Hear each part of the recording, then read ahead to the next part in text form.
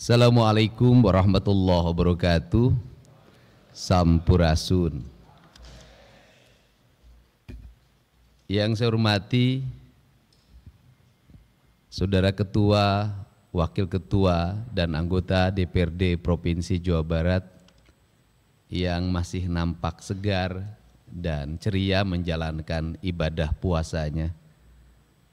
Yang lesu itu menghadapi lebarannya. Karena saya tahu namanya anggota DPRD pasti banyak yang datang ke rumah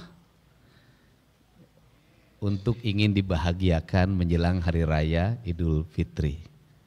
Sedangkan di nomenklatur anggarannya tidak ada itu tunjangan THR bagi para anggota DPRD. Yang saya hormati Forum Koordinasi Pimpinan Daerah Provinsi Jawa Barat serta Ketua Pengadilan Agama Jawa Barat atau yang mewakilinya, yang saya hormati Sekretaris Daerah Provinsi Jawa Barat, yang saya hormati staf ahli, Kepala Perangkat Daerah, Biro Pemerintah Daerah Provinsi Jawa Barat, sesepuh Jawa Barat, para tokoh masyarakat, pimpinan partai politik, pimpinan organisasi kemasyarakatan, pimpinan lembaga swadaya masyarakat, para akademisi dunia usaha, serta insan media yang saya hormati dan saya banggakan. Saya mau cek Saudara Sekretaris Daerah, para kepala organisasi perangkat daerahnya ada berapa, yang hadir berapa? Kepala Bapeda, berapa yang hadir?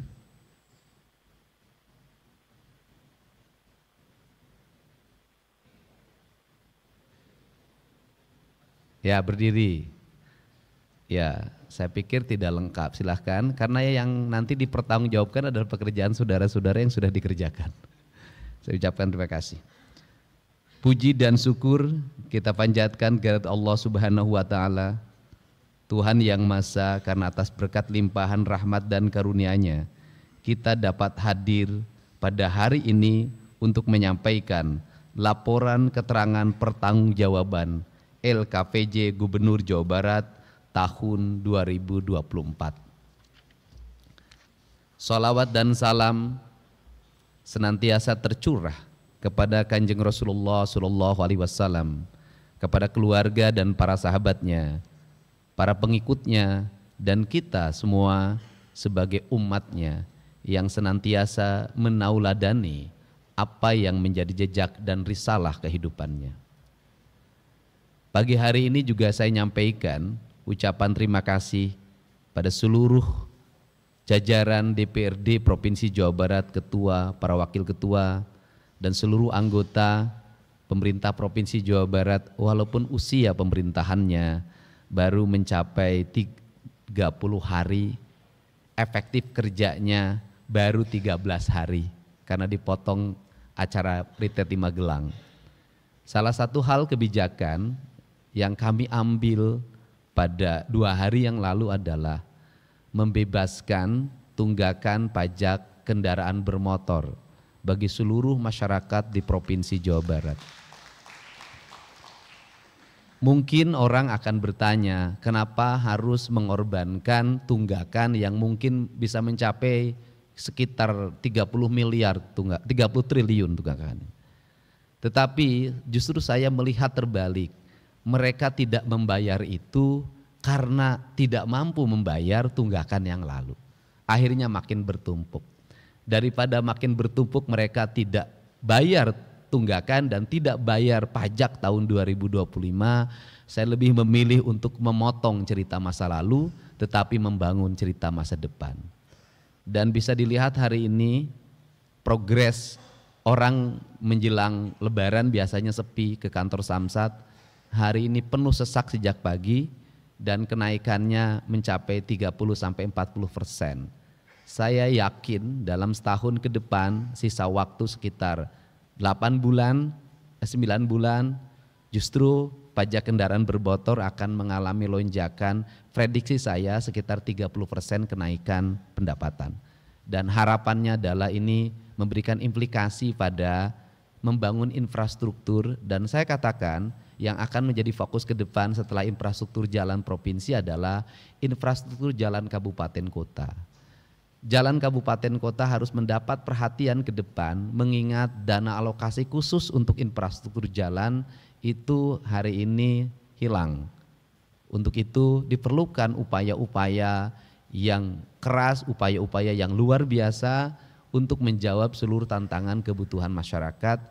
Dan kami sampaikan kami sedang menyiapkan sistem setelah tanggal 6 Juni nanti, mudah-mudahan sistemnya bisa berjalan, motor dan mobil yang tidak bayar pajak tidak bisa lagi jalan di jalan-jalan Provinsi Jawa Barat. Sistemnya lagi kita rumuskan, mudah-mudahan bisa diterapkan. Pada kesempatan hari ini izinkan saya menyampaikan laporan keterangan pertanggungjawaban Gubernur Jawa Barat tahun 2024. LKPJ Gubernur Jawa Barat tahun anggaran 2024 ini disusun berdasarkan Permendagri 19 tahun 2024 dengan peraturan pelaksanaan Peraturan Pemerintah Nomor 13 tahun 2021 tentang laporan dan evaluasi penyelenggaraan pemerintahan daerah serta merupakan bentuk pertanggungjawaban gubernur selama tahun anggaran 2024. Saya sampaikan terima kasih dan apresiasi yang setinggi-tingginya kepada pimpinan dan anggota DPRD Provinsi Jawa Barat serta semua pihak atas dukungan dan kerjasama yang sangat kooperatif terhadap seluruh penyelenggaraan pemerintah daerah selama tahun anggaran 2024. Hadirin yang saya hormati, penyelenggaraan LKPJ Gubernur Jawa Barat tahun anggaran 2024 ini diawali dengan penjelasan mengenai pengelolaan keuangan daerah yang terdiri atas pendapatan daerah, belanja daerah, dan pembiayaan daerah. Pendapatan daerah yang bersumber dari pendapatan asli daerah atau PAD, pendapatan transfer, dan lain-lain pendapatan daerah yang sah. Pendapatan daerah terrealisasi sebesar 36,68 triliun rupiah atau mencapai 101,08% dengan rincian terlampir. 2. Belanja daerah terdiri dari belanja operasi, belanja modal, belanja tidak terduga, dan belanja transfer. Belanja daerah pada tahun 2024 terrealisasi sebesar 36,91 triliun rupiah atau mencapai 96,31% dengan rincian terlampir. Pembiayaan daerah terdiri dari penerimaan pembiayaan dan pengeluaran pembiayaan. Penerimaan pembiayaan terrealisasikan sebesar 1,23 triliun rupiah atau mencapai 100,03% dan pengeluaran pembiayaan sebesar 618,80 miliar rupiah atau mencapai 100% dengan rincian terlampir. Pimpinan dan anggota DPRD yang terhormat, selanjutnya akan saya sampaikan gambaran capaian indikator kinerja daerah tahun 2024 sebagai berikut. Capaian indikator kinerja makro yaitu indeks pembangunan manusia mencapai 74,92 poin, laju pertumbuhan ekonomi terkontraksi 4,95%, presentasi penduduk miskin 7,46%, tingkat pengangguran terbuka 6,75%, indeks Gini 0,41 poin, pendapatan per kapita ADHB 56,606 juta rupiah, dan laju pertumbuhan penduduk mencapai 1,13%. Pada indikator sasaran dan tujuan tahun 2024, capaian indikator ditunjukkan melalui rata-rata lama sekolah mencapai 8,87 tahun. Harapan lama sekolah mencapai 12,80 tahun. Angka harapan hidup sebesar 75,16 tahun. Prevalensi stunting mencapai 21,70%, angka tahun 2023. Pengeluaran per kapita disesuaikan sebesar 12,16 juta rupiah. Indeks pembiayaan gender atau IDG sebesar 71,74 poin, masih angka tahun 2023. Indeks pelindungan anak mencapai 65,61 poin, angka tahun 2023. Indeks pembangunan pemuda mencapai 51,17 poin, angka tahun 2023. Laju pertumbuhan sektor industri mencapai 3,52%. Laju pertumbuhan sektor perdagangan tercatat sebesar 4,85%. Skor pola pangan harapan atau SPPH tercatat sebesar 93,28%. Nilai tukar petani atau NTP tercatat 112,17 poin. Laju pertumbuhan sektor pertanian, kehutanan dan perikanan sebesar 1,59%. Laju pertumbuhan sektor penyediaan akomodasi, makanan dan minuman sebesar 6,43%. Indeks Williamson sebesar 0,686 poin. Tingkat konektivitas sebesar 60,47%. Pembentukan modal tetap bruto atau PMTB ADHB mencapai 697,37 triliun rupiah. Proporsi kredit UMKM terhadap total kredit sebesar 26,84%, masih angka tahun 2023. Indeks kualitas infrastruktur 76,06%. Persentase rumah tangga hunian layak sebesar 56,25%. Indeks kualitas lingkungan hidup mencapai 66,02 poin. Tingkat upaya penurunan emisi gas rumah kaca mencapai 7,99%. Indeks resiko bencana atau IRB sebesar 111,15 poin.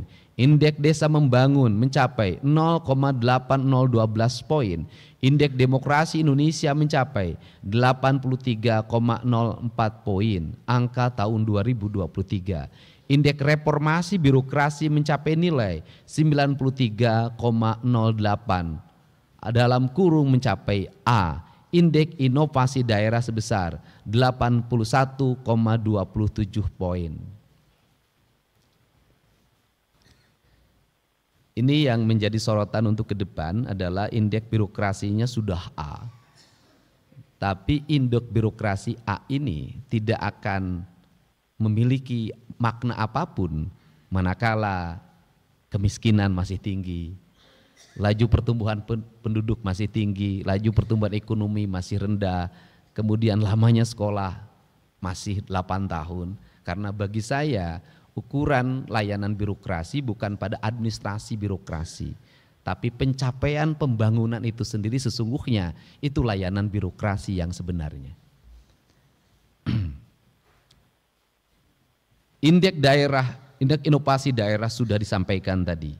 Hadirin yang saya hormati, selanjutnya saya sampaikan capaian kinerja yang disampaikan berdasarkan urusan pemerintahan sebagai berikut.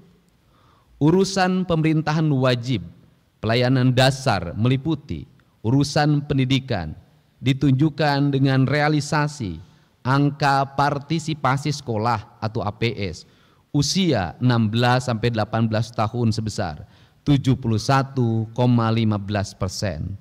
Angka partisipasi sekolah usia 4 sampai 18 tahun penyandang disabilitas sebesar 56,39%. Ini catatan ke depan, artinya bahwa kerangka pijak pembangunan ke depan harus mendorong anak-anak penyandang disabilitas untuk bersekolah. Caranya tidak usah dibuat sekolah eksklusif, tetapi dibuat sekolah inklusif, di mana sekolah-sekolah dasar, sekolah menengah pertama dibuat ruang khusus untuk penyandang disabilitas. Mereka bisa bersama bersekolah dengan anak-anak yang lainnya secara setara. Karena jumlah sekolah yang inklusif jaraknya jauh dan rata-rata penyandang disabilitas orang tuanya tidak mampu. Mereka habis oleh ongkos untuk pergi ke sekolahnya. Nilai raport pendidikan sebesar 69,79 poin. Laju sektor penyediaan akomodasi makanan dan minuman sebesar 6,43%.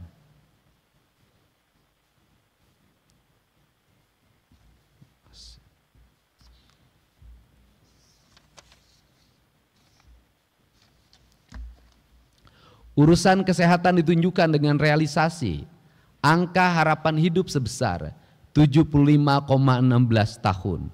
Urusan pekerjaan umum dan penataan ruang ditunjukkan melalui 1A, tingkat kemantapan jalan sebesar 86,44%. Persentase aksesibilitas menuju kawasan potensial dan pusat-pusat kegiatan sebesar 26,28%. Ini yang masih catatan, artinya bahwa perspektif untuk pembangunan infrastruktur ke depan harus mulai diarahkan pada persentase aksesibilitas menuju kawasan potensial, kawasan ekonomi, kawasan industri, kawasan pertanian, kawasan peternakan, kawasan perikanan, kawasan kelautan, karena itu yang akan memberikan daya dorong terhadap pertumbuhan ekonomi. Aksesnya masih relatif rendah. Persentase pemanfaatkan ruang wilayah kewenangan provinsi yang sesuai dengan tata ruang sebesar 59,80%. Dan khusus untuk bidang tata ruang ini menjadi fokus sorotan untuk ke depan. Kita bisa mengambil pembelajaran dari kasus yang terjadi hari ini, di mana hujan yang hanya 20 sampai 30 mm sudah menimbulkan banjir yang luar biasa. Artinya kalau hujannya 50 mm, saya yakin kota Bekasi tenggelam. Kabupaten Bekasi tenggelam, sebagian Karawang tenggelam. Jadi saya sampaikan sekali lagi bahwa hujan saat ini belum dikategorikan sebagai hujan ekstrim. Masih 20 sampai 30 mm. Ekstrim itu kalau sudah 50 sampai 60. Artinya tidak ekstrim saja sudah menimbulkan bencana. Problemnya apa? Problemnya adalah ada 3. 1, di kawasan hulu, ruang-ruang terbuka hijau yang terdiri dari areal hutan, areal perkebunan itu berubah menjadi areal-areal berbeton. Konsep ekowisata yang dikembangkan oleh PTPN mengalami penyimpangan karena ekowisatanya harusnya begini. Kalau ekowisata perkebunan teh maka kebun tehnya dipertahankan dan tetap ada. Bangunannya kecil-kecil. Yang sekarang terjadi adalah ekowisata perkebunan teh, kebun tehnya dibabat, diganti dengan bangunan.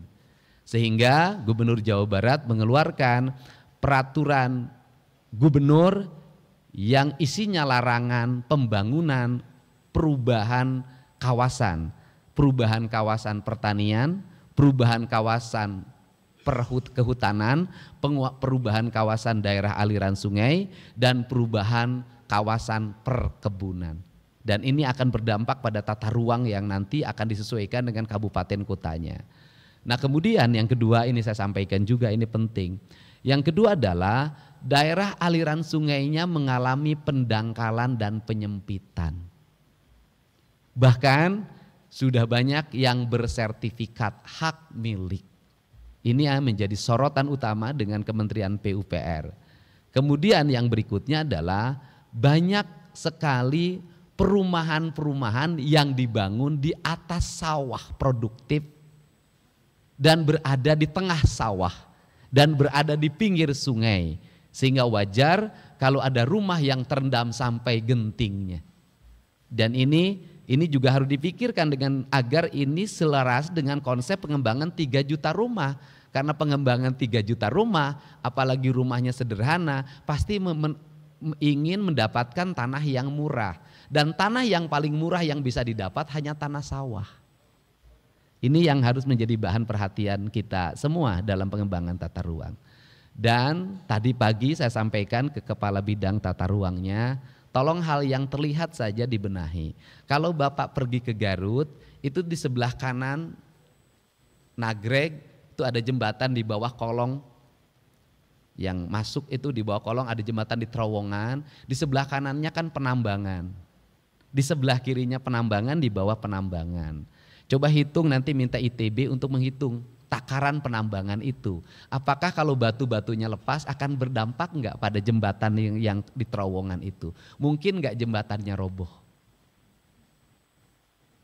Ini yang harus menjadi bahan perhatian karena seringkali kita abai terhadap masalah seperti ini. Kalau menuju arah Garut sebelah kiri jalan di atas itu ada penambangan yang besar sekali, batunya turun ke bawah. Tolong pikirkan kalau itu nanti mungkin enggak itu longsor. Ini pertimbangan seperti ini harus dilakukan karena bagi saya lebih baik mencegah karena sudah terjadi bencana biayanya sangat mahal. Banjir sekarang dalam hitungan saya kalau di recovery itu lebih dari 7 triliun. Biaya pembebasan tanah untuk wilayah yang daerah aliran sungainya sudah berubah bersertifikat dan sudah tumbuh bangunan, pembebasan tanahnya itu untuk hanya wilayah Bekasi saja itu membutuhkan dana 8 triliun. Pengerukan sungai dan pelebarannya itu membutuhkan biaya sekitar 8 triliun. Jadi untuk menyelesaikan itu saja 16 triliun. Berat sebenarnya. Makanya tata ruangnya harus segera dibenahi. Nah, persentase peningkatan kapasitas tampung sumber air sebesar 0,437%. Indeks kinerja sistem irigasi atau IKSI sebesar 57,04 poin. Akses sanitasi sebesar 75,1%. Akses air minum layak sebesar 94,9%. Akses penanganan sampah perkotaan sebesar 70,77%. Presentasi bangunan dan lingkungan yang memenuhi standar kelayakan kawasan strategis dan tematik sebesar 20%. Masih sangat rendah. Untuk itu ke depan bidang perumahan pemukiman harus segera membenahi. Presentasi bangunan gedung yang memenuhi unsur penyelenggaraan bangunan gedung sebesar 95%. Urusan perumahan rakyat dan kawasan pemukiman ditunjukkan melalui 1. Tingkat ketersediaan rumah layak sebesar 100,26%. Kemudian persentase penurunan luas kawasan kumuh kewenangan provinsi 10-15 hektar sebesar 67,49% dan ini sampaikan di Kota Bandung. Tadi pagi saya sudah mendapat WA dari masyarakat yang itu masuk dalam kawasan kumuh. Kemudian ada pihak yang mengaku ahli waris, penduduknya rumahnya sekitar 1.500 rumah akan digugat ke pengadilan. Dan gugatannya kayaknya memiliki landasan relatif didukung oleh kelurahannya. Ini PR baru yang dan saya akan mendampingi pendampingan hukumnya. Mau lari kemana kalau kemudian itu tanahnya diputuskan oleh pengadilan menjadi milik perorangan. Seperti kasus juga yang terjadi di SMA Negeri 1 Kota Bandung. Dan saya akan terus memberikan pendampingan agar pemerintah provinsi memenangkan gugatannya. Kemudian urusan ketentraman, ketertiban umum dan pelindungan masyarakat ditunjukkan melalui indeks ketentraman dan ketertiban sebesar 100 poin, indeks ketahanan daerah sebesar 0,72 poin.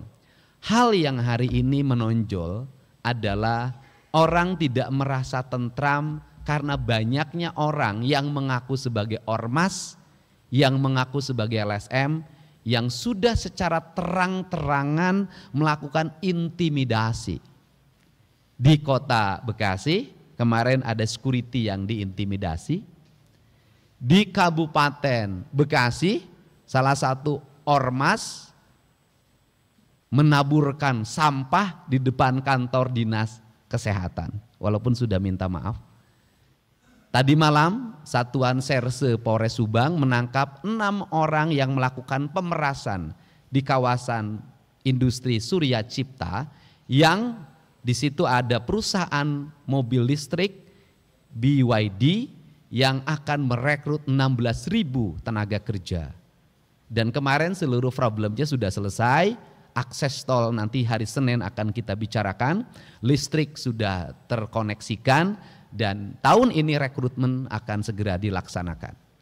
Nah, untuk mencapai solusi itu saya sampaikan ke para anggota DPRD bahwa tadi pagi saya sudah telepon Kapolda dan Pangdam, mungkin hari besok kami akan mengeluarkan surat keputusan hari Senin pembentukan Satgas anti premanisme, yang itu nanti terkoneksi sampai tingkat kecamatan. Kami akan melengkapi berbagai fasilitasnya, itu mobile, dengan target dalam tahun ini Jawa Barat terbebas dari premanisme.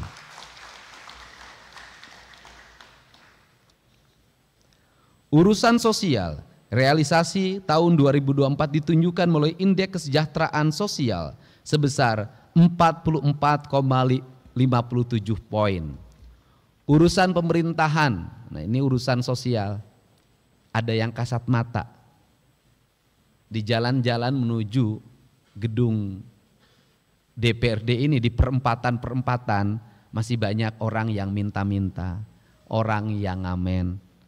Saya sudah minta ke dinas sosial siapkan alokasi, mereka bawa problemnya apa, kalau memang kampungnya anterin ke kampungnya, kemudian cari solusinya. Kalau enggak berubah-berubah manusianya, kita tegas saja, tidak boleh lagi ada ngamen-ngamen di perempatan yang tidak jelas ngamennya. Ngamennya bukan berkesenian tapi hanya sekedar cari uang, yang ngelap-ngelap kaca, bawa anak-anak kecil untuk minta-minta. Karena bagi saya Kota Bandung adalah etalase dari peradaban Provinsi Jawa Barat. Saya tidak mau setelah hari raya ini tidak boleh lagi ada perempatan diisi oleh gelandangan, dan pemerintah provinsi, kabupaten, kota harus mampu menyelesaikannya secara tuntas. Ini komitmen saya.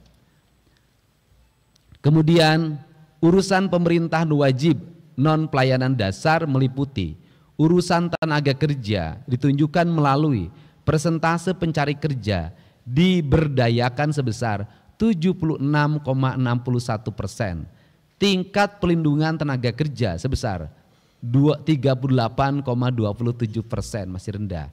Untuk calon tenaga kerja, saya minta DPRD yang membidangi Komisi Ketenagakerjaan, kita tidak mau lagi ke depan ada orang yang ngantri melamar kerja. Tetapi yang saya inginkan adalah setiap dinas kabupaten kotanya sudah memiliki data bursa kerja.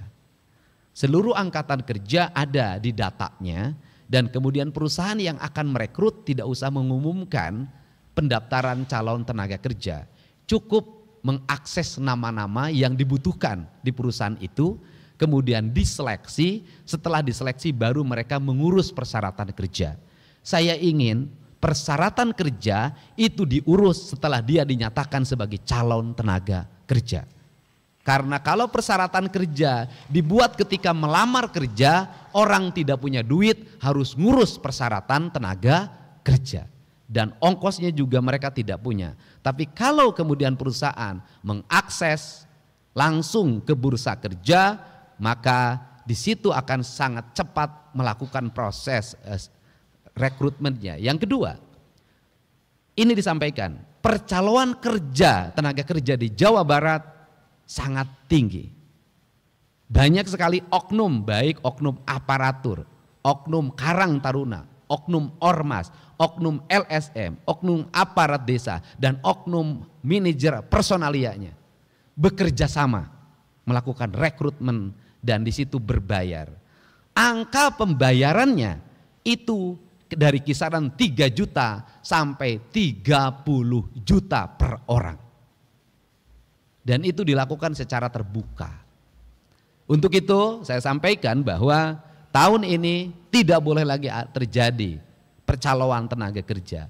Yang lebih menyedihkan lagi adalah orang untuk memberikan suap atau pungli calon tenaga kerjanya, banyak yang minjem ke bank emok, banyak yang minjem ke bank keliling, rata-rata 15 juta. Menyedihkan lagi mereka menjadi tenaga kerja kontrak dan setahun kontraknya diputus dan akhirnya menjadi gelandangan orang tuanya. Jadi saya menemukan banyak kasus itu. Untuk itu ini yang harus segera dituntaskan di Provinsi Jawa Barat agar investasi kita investasi yang nyaman. Urusan pemberdayaan perempuan dan pelindungan anak ditunjukkan melalui persentase kabupaten kota yang melaksanakan 7 persyaratan pengarus utamaan gender sebesar 100%. Persentase keberhasilan penanganan kasus kekerasan, eksploitasi, dan diskriminasi terhadap perempuan sebesar 100%.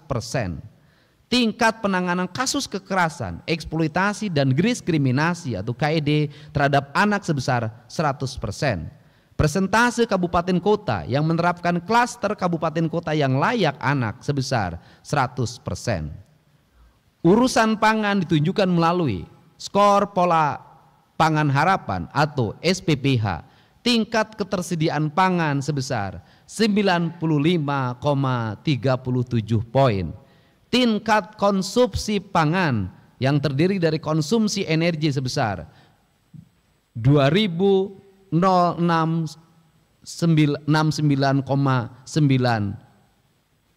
KKAL atau per kapita per hari, dan konsumsi protein sebesar 62,3 gram per kapita per hari. Urusan pertanahan ditunjukkan melalui tingkat tertib tata kelola pertanahan. Nah, ini di sektor pertanahan ini masih menurut saya masih terjadi problem. Itu bisa ditunjukkan banyaknya daerah aliran sungai yang itu sebenarnya tidak bisa dialih fungsikan dan dirubah kepemilikannya, itu banyak berubah bersertifikat. Problemnya cuma satu, biasanya ATR BPN memproses pengajuan pengsertifikatan ketika pihak desa dan kelurahan sudah memberikan keterangan riwayat tanahnya, dan biasanya bermasalahnya di pengantar desa dan kelurahannya, sehingga terjadi konflik pertanahan dan mafia tanah. Jadi di kita ini sudah, kalau lautnya sudah disertifikatkan seperti di Subang dan di Bekasi, daerah aliran sungainya sudah disertifikatkan, yang belum gunungnya sudah disertifikatkan, mata airnya sudah disertifikatkan, yang belum disertifikatkan adalah awan dan langit. Urusan lingkungan hidup ditunjukkan melalui indeks kualitas air sebesar 46,86 poin, indeks kualitas air laut sebesar 88,34 poin, indeks kualitas udara sebesar 83,68 poin, indeks upaya penurunan emisi gas rumah kaca limbah domestik sebesar 13,68 poin. Yang masih rendah itu adalah indeks kualitas air. Untuk itu salah satu yang paling mencolok di depan mata kita adalah Bendungan Cirata, Bendungan Saguling, Bendungan Jatiluhur. Airnya sudah berubah menjadi seperti air kocok. Kenapa? Jumlah keramba terampungnya melebihi kapasitas, yang harusnya 10.000 menjadi 60.000. Sehingga terjadi kejenuhan ketika bulan November mereka menanam ikan, maka bulan Januari ikannya mati. Yang berikutnya yang harus menjadi bahan perhatian adalah angka korosi terhadap turbin yang membuat turbinnya menjadi berumur pendek. Yang berikutnya adalah kualitas air, karena airnya dikonsumsi untuk kepentingan air minum baku warga melalui jaringan PDAM atau PAM, baik pemerintah di sekitar Jatiluhur maupun DKI Jakarta. Yang berikutnya yang harus dipikirkan oleh kita semua adalah alih fungsi lahan yang terjadi di hulu, kemudian mengalir ke Citarum dan sampahnya, kemudian masuk ke danau, maka danaunya akan mengalami percepatan pendangkalan. Ketika danau mengalami percepatan pendangkalan, kedangkalan danaunya tidak bisa diproses lagi. Kenapa? Karena lumpurnya tidak bisa dibuka. Kenapa lumpurnya tidak dibuka? Karena daerah aliran sungai Citarumnya kanan kirinya sudah berubah menjadi daerah perumahan dan pemukiman serta kawasan industri. Ini jangka panjang yang harus menjadi bahan perhatian karena menyangkut keselamatan warga. Kemudian yang berikutnya masih bicara air bawah tanah. Air bawah tanah sampai hari ini masih digunakan oleh industri. Tetapi izinnya tidak bisa diberikan. Izin tidak bisa diberikan, air bawah tanah tetap digunakan. Sama dengan kasus pajak kendaraan bermotor. Tidak bisa bayar, tapi tetap pakai jalan. Airnya tetap dipakai, kualitas air bawah tanah mengalami penurunan, tanahnya mengalami penurunan, perusahaannya tidak bayar pajak karena tidak ada izinnya. Saya akan mencari solusi tentang ini. Ruginya 2 kali. Tapi kita melakukan pembiaran, yang akhirnya itu biasanya ketika datang orang ditakut-takutin perusahaannya bayar, datang orang ditakut-takutin perusahaannya bayar, negara rugi. Saya nggak mau negara dirugikan seperti ini. Nah, seharusnya bagaimana? Seharusnya adalah ketika ada perusahaan yang menyedot air bawah tanah, kemudian pajaknya diambil, pajaknya diprioritaskan untuk masyarakat di sekitar perusahaan itu agar masyarakat mendapat air baku yang memadai. Ini yang menjadi fokus dan ini akan menjadi hal yang mendapat perhatian. Urusan administrasi kependudukan dan catatan sipil ditunjukkan melalui persentase kinerja administrasi kependudukan dan catatan sipil sebesar 94,26%. Urusan pemberdayaan masyarakat dan desa ditunjukkan melalui persentase strata desa mandiri sebesar 46,09% dan persentase strata desa berkembang sebesar 9,57%. Urusan pengendalian penduduk keluarga berencana ditunjukkan melalui angka fertilitas total atau total fertility rate 2,03 anak. Urusan perhubungan ditunjukkan melalui persentase peningkatan pengguna angkutan umum di Jawa Barat sebesar 4,93%. Persentase tingkat aksesibilitas sebesar 41,12%. Ini pengguna angkutan umum cenderung mengalami penurunan karena orang hari ini punya mobil sendiri dan punya motor sendiri, tetapi akibatnya kemacetan. Dan saya katakan angkutan yang paling layak untuk mengangkut secara massal dan paling efektif serta tidak mengorbankan terlalu banyak tanah adalah kereta api.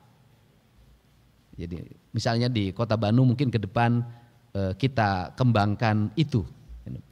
Urusan komunikasi dan informatika ditunjukkan melalui indeks keterbukaan informasi publik sebesar 85,22 poin. Indeks sistem pemerintahan berbasis elektronik SPBE sebesar 4,73 poin. Ini rata-rata kabupaten kotanya belum terkoneksi dengan baik. Urusan koperasi dan usaha kecil menengah ditunjukkan dengan realisasi presentasi sebesar koperasi yang berkualitas sebesar 33,12%, presentasi UMKM yang naik sebesar 78,25%. Khusus untuk koperasi, kami menyampaikan ini bahan koreksi dan bahan pidana ke depan. Saya nyampaikan kemarin ke kantor wilayah BI. Di berbagai daerah itu apalagi di dekat perusahaan-perusahaan pasti ada koperasi namanya KOSIPA. Koperasi simpan pinjam. Kalau orang Kerawang pasti senyum. Kelihatannya seperti koperasi, tetapi sesungguhnya itu adalah rentenir yang berbajukan koperasi. Tidak ada anggota yang nyimpan uang di situ. Yang ada adalah yang pinjam. Jaminannya biasanya ATM para pegawai pabrik, para pensiunan. Dan kemudian negara ruginya 2. Mereka memasang tarif bunga 10%. Mereka tidak bayar pajak. Sehingga di Jawa Barat banyak orang yang datang tiba-tiba punya uang 1 miliar asal mau gebrak-gebrak orang. Dalam 1 bulan dia tergaji 100 juta. Dan itu melahirkan orang cepat kaya. Orang cepat kaya ini melakukan kekerasan kalau nagih. Dan kemudian mereka tidak bayar pajak. Rugi perbankan yang dibayar pajak dengan bunga rendah. Tetapi untuk perbankan sendiri secara terbuka saya sampaikan di sini. Saya meminta sebagai pemegang saham mayoritas di Bank Jabar untuk menurunkan bunganya. Saya minta Bank Jabar di RUPS nanti segera menurunkan bunganya. Karena bunga Bank Jabar terlalu besar menurut saya. Bunganya ini tujuannya untuk apa? Untuk akses ekonomi berkembang dan berjalan. Kalau kita hari ini mulai April nanti akan tender-tender terbuka dilakukan di mana-mana. Para kontraktor daerah menggunakan jasa Bank Jabar dengan tingkat bunga rendah. Maka itu akan mendorong pertumbuhan ekonomi di Jawa Barat. Kalau bunganya rendah maka mereka juga akan melahirkan kualitas pembangunan yang baik. Dan uangnya cepat berputar di seluruh wilayah Provinsi Jawa Barat. Jadi saya tegankan ke Bank Jabar ada 3 hal yang harus dilakukan. 1, menurunkan bunga. Yang kedua, merampingkan struktur birokrasi di Bank Jabarnya. Yang ketiga, mengurangi jumlah komisaris, mengurangi jumlah direktur. Yang keempat adalah menurunkan biaya operasionalnya yang mencapai 90%, itu harus turun ke angka 45%. Kalau itu dilakukan, maka dividen Bank Jabar akan meningkat ke depan. Dan berikutnya, kalau kira-kira CSR menimbulkan masalah dan disalahgunakan, lebih baik CSR itu dimasukkan ke kas daerah, menjadi pendapatan daerah dan menjadi dividen. Dan itu menjadi angka pembangunan. Karena ketika CSR itu kebijakannya politik, seringkali terjadi penyimpangan dan penyalahgunaan atas nama CSR. Ini RUPS-nya akan dilakukan di bulan April ke depan. Ini komitmen saya, termasuk juga Bank Jabar harus melakukan restrukturisasi terhadap jumlah kantor. Kalau kantor cabangnya tidak produktif, maka ditutup saja. Hanya kantor-kantor cabang yang produktif.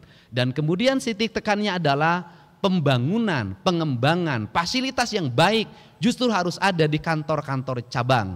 Saya tidak meridoi lagi Bank Jabar membangun menara di Jakarta yang tidak ada manfaatnya bagi pelayanan terhadap masyarakat. Urusan penanaman modal ditujukan dengan nilai realisasi investasi sebesar 251,14 triliun rupiah. Dan indeks kepuasan masyarakat terhadap pelayanan perizinan 91,81 poin. Saya sampaikan di Jawa Barat ini lebih banyak pabrik yang masuk dan menyerap tenaga kerja dibandingkan jumlah orang yang di PHK. Ini yang harus jadi catatan penting. Urusan kepemudaan dan olahraga ditunjukkan dengan realisasi 1. Angka partisipasi kepemimpinan pemuda sebesar 36,67 poin. Angka partisipasi masyarakat berolahraga sebesar 61,40%.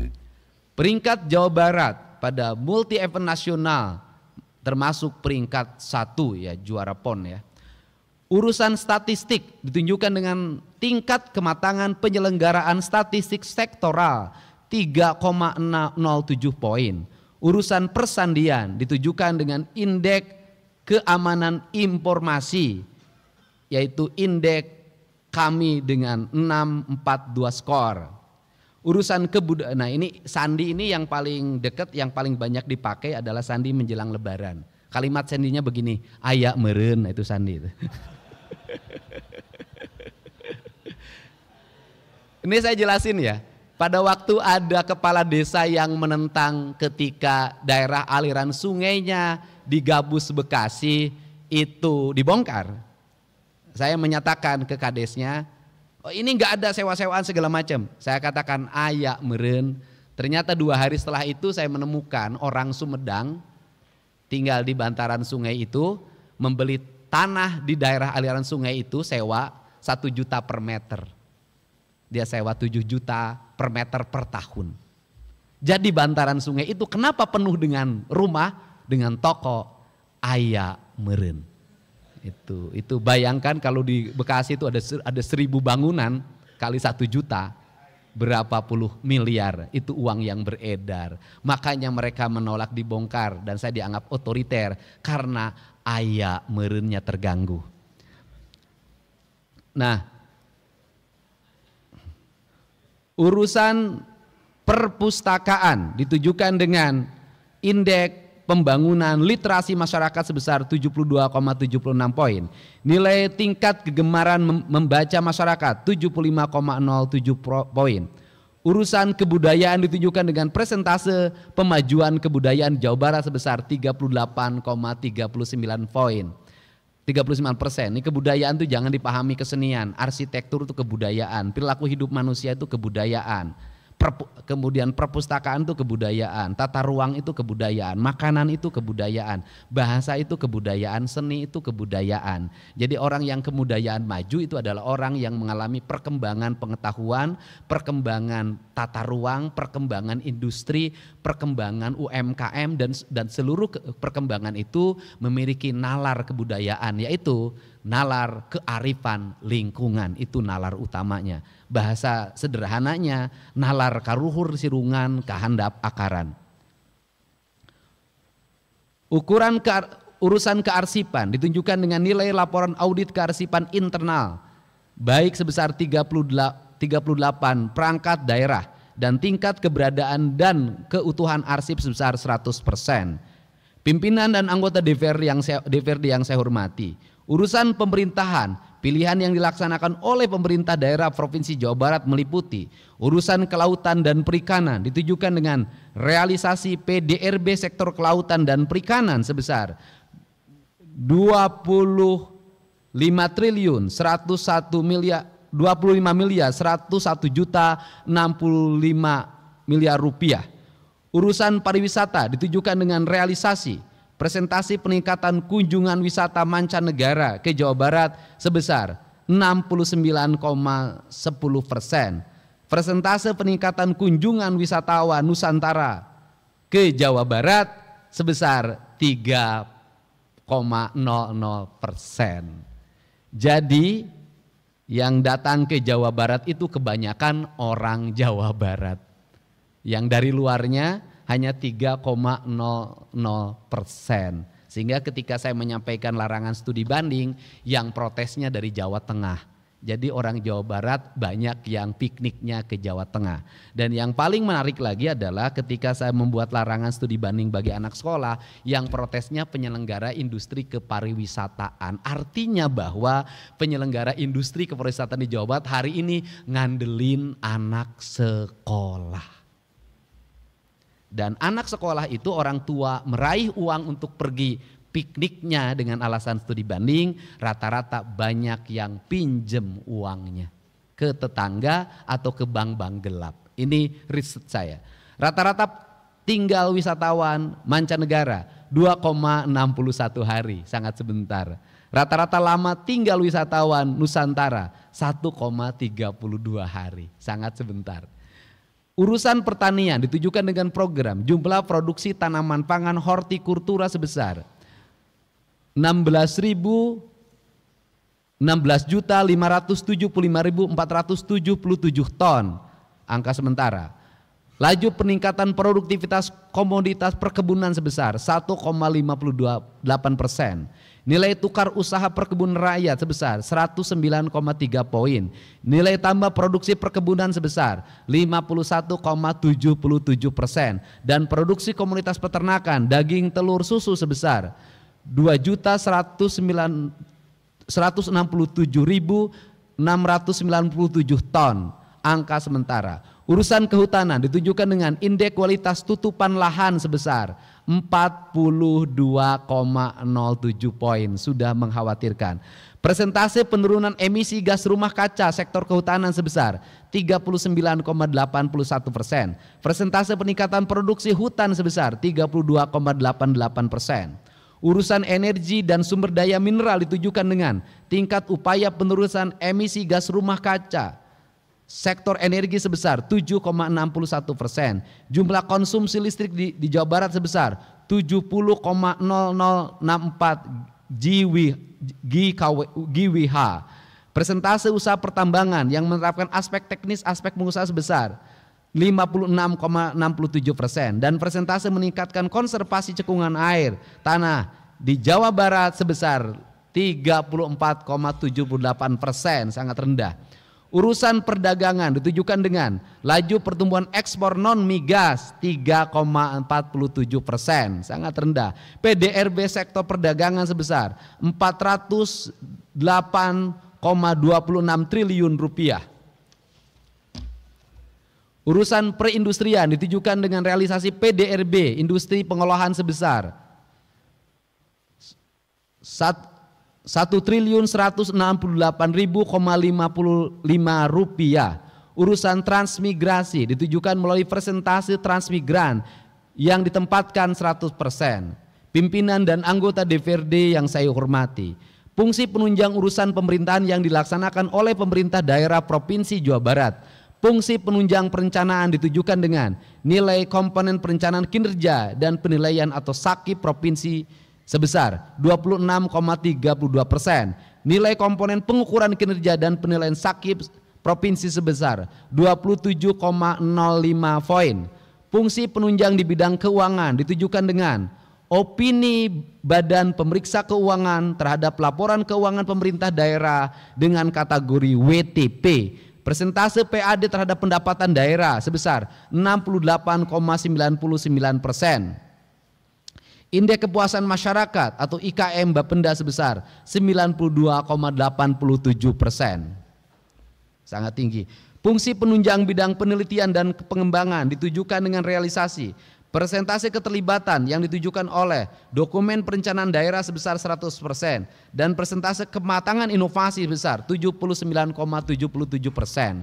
Fungsi penunjang bidang kepegawaian serta pendidikan dan pelatihan ditujukan dengan realisasi indeks sistem merit system 400 poin, indeks sistem merit atau merit system sebesar 400 poin, indeks profesionalitas ASN dimensi kualifikasi kinerja dan disiplin 53,80 poin, masih rendah. Indeks profesionalitas ASN dimensi kompetensi sebesar 32,13 poin. Fungsi penunjang urusan pemerintahan lainnya ditunjukkan dengan capaian nilai A evaluasi SAKI pemerintah daerah Provinsi Jawa Barat. Indeks survei penilaian strategis atau SPI sebesar 73,48%. Opini BPKRI terhadap laporan pemerintah daerah LKPD Provinsi Jawa Barat dengan kategori WTP. Level tingkat maturitas implementasi sistem pengendalian sistem pemerintahan pada level 3,37 poin. Presentasi rekomendasi hasil pemeriksaan APIP internal dan eksternal ditindaklanjuti sebesar 95,10%.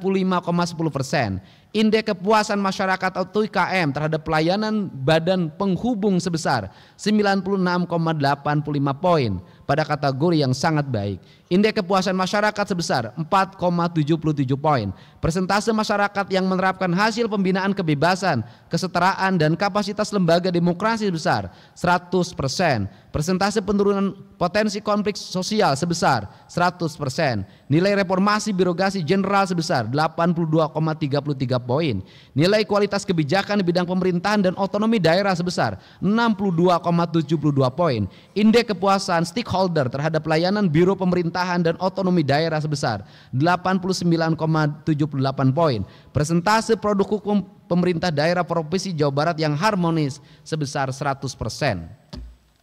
Indeks kepuasan stakeholder terhadap layanan Biro Hukum dan Hak Asasi Manusia sebesar 95,70 poin. Nilai kualitas kebijakan kesejahteraan rakyat sebesar 78,72 poin. Indeks kepuasan stakeholder terhadap layanan Biro Kesejahteraan sebesar 77,60 poin. Nilai kualitas kebijakan perekonomian sebesar 84,51 poin. Indeks kepuasan stakeholder terhadap layanan Biro Perekonomian sebesar 97,50 poin. Nilai kualitas kebijakan di bidang BUMD, investasi dan BLUD sebesar 78,06 poin. Untuk BUMD, kebijakan gubernur hari ini adalah saya akan meminta BUMD non Bank Jabar ya. Saya akan meminta kepada BPKRI untuk melakukan audit investigatif. Nanti rekomendasinya 2, diperbaiki atau ditutup. Ini yang akan menjadi concern kami. Dan untuk pimpinan-pimpinan BUMD-nya saya tidak akan mencampuri dan biarkan itu di assessment, dilakukan fit and proper test secara terbuka dan diumumkan kepada publik secara terbuka. Ini yang ingin dilakukan. Jadi tidak ada titipan tim sukses di situ. Indeks kepuasan stakeholder terhadap layanan Biro Investasi sudah. Maturitas UKPBJ level 3. Indeks kepuasan stakeholder terhadap layanan Biro Pengadaan Barang dan Jasa sebesar 96,86 poin. Komposit kelembagaan dimensi struktural peringkat 4. Persentase perangkat daerah yang menerapkan kebijakan standar pelayan publik sebesar 100%. Nilai pelaporan kinerja sebesar 13,55 poin. Persentase perangkat daerah dengan nilai budaya kerja minimal baik sebesar 100%. Persentase perangkat daerah dengan indeks reformasi birokrasi perangkat daerah minimal kategori B sebesar 100%, persentase perangkat daerah yang menerapkan kebijakan sistem kerja dinamis sebesar 100%, indeks kepuasan stakeholder terhadap layanan biro organisasi sebesar 92,17 poin, indeks kepuasan stakeholder terhadap layanan biro administrasi pimpinan sebesar 96,03 poin. Nilai akib setda sebesar 86,30 poin. Indeks kepuasan stakeholder terhadap layanan biro umum sebesar 84,79 poin. Hadirin rapat paripurna DPRD yang saya hormati.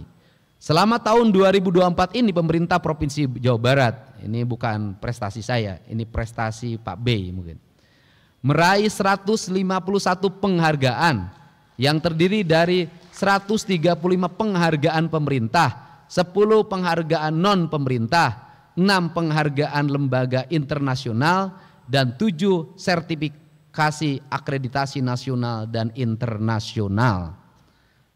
Penghargaan ini merupakan pengakuan terhadap presentasi kolektif pemerintah Provinsi Jawa Barat dengan dukungan kuat dari DPRD Provinsi Jawa Barat dan kerjasama pemerintah kabupaten kota, dunia usaha, akademisi, dan seluruh masyarakat Provinsi Jawa Barat. Tapi kalau perspektif ke depan bagi saya tidak dapat penghargaan nggak apa-apa. Yang penting jalan di Jawa Barat pada bagus, rumah-rumah rakyat pada bagus, rakyatnya terurus, anak-anak sekolah, masyarakat Jawa Barat setiap hari tersenyum dan pemerintah turun langsung setiap kesulitan. Nggak dapat penghargaan juga nggak apa-apa. Gitu. Nah kemudian pada momentum kita, pada saat ini kita bisa melakukan evaluasi atau renungan terhadap berbagai kebijakan yang kita lakukan. Sehingga dalam perspektif ke depan seluruh penilaian yang dilakukan oleh para anggota DPRD Provinsi Jawa Barat yang nanti dalam bentuk pansus bisa menjadi bahan evaluasi dan koreksi dengan tidak mengulangi kesalahan serupa. Bagi mereka yang indeksnya sudah mencapai tingkat kepuasan tinggi, maka kita harus terus meningkatkannya. Masih rendah, maka kita harus memperbaikinya dengan kebijakan-kebijakan yang terukur. Untuk itu saya mengucapkan terima kasih, dan pada kesempatan hari ini atas nama masyarakat Provinsi Jawa Barat saya menyampaikan selamat menjalankan ibadah puasa dan selamat menyambut Hari Raya Idul Fitri 1 Syawal 1446 Hijriah. Semoga lebaran yang akan kita jalani, lebaran yang memberikan rasa nyaman, rasa aman, rasa bahagia. Dan kita juga harus menyampaikan apresiasi terhadap seluruh jajaran kepolisian, jajaran TNI, Satpol PP, Linmas, para medis, para pekerja sosial, yang mulai hari ini mereka mulai meninggalkan keluarganya, ada di pos-pos keamanan untuk memastikan masyarakat di Jawa Barat bisa berlebaran secara aman, tertib, dan bahagia. Dan saya sampaikan kepada para anggota DPRD yang terhormat, ini bagian pengawasan di masyarakat, jalur-jalur mudik yang sering kredit seperti di jalur Limbangan, di jalur Tasik, di jalur Kuningan, di jalur Cirebon, dan di jalur Subang yang kelewati mudik, tukang becanya, supir angkotnya, tukang ojeknya, kemudian juga kusir delmannya itu mendapat uang tinggal di rumah sebesar 3 juta rupiah per orang.